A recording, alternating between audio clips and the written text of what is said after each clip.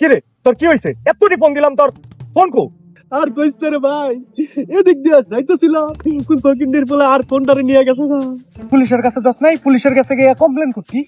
পুলিশের কাছে গেছিলাম, আমার পুলিশের কাছে গেছি, থানায় কেবল ঢুকছি, ঢুকার লগে লগে কিন্তু বাড়ি হয়ে গেছি, আর বাইকটাও শুরু হয়ে গেছে।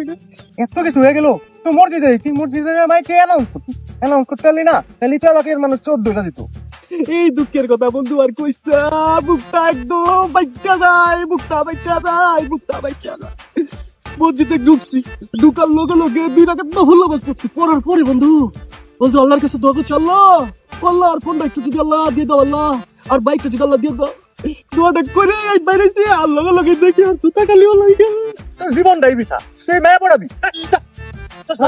চশমাটাও নিয়ে যা, সাতটা নিয়ে যা, প্যান্টটা খুলি, প্যান্টটাও নিয়ে যা, জীবনটাই ফুলার চলছে।